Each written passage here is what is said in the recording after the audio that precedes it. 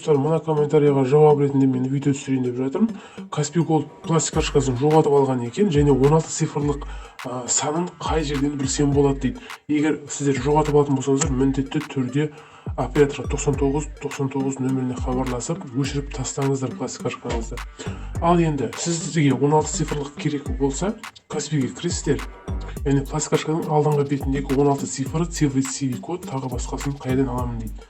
Мой банкқа кіресіз, өзіміздің кодымызды енгіземіз, кірген кездегі. Және Каспий Голд информация, және мына жерде тұр, міне реквизиты карта деп, осыған кіресіздер.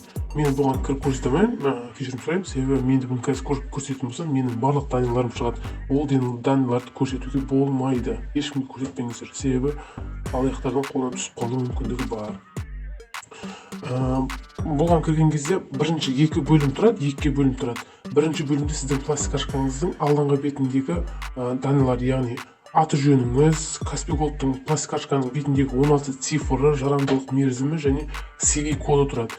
Ал екінші бетінде сіздің счет номеріңіз, яғни счет номеріңізді, сол счет номерді берсеңіз, сол счет номер арқылы сізге ақша аударып отыратын болады. Сол счет номер айтады. Түсінбеген жеріңіз болса, комментарийға тағы сұрақ қойсаңыздар болады, мен міндетті түрде сіздерге ответ беремін.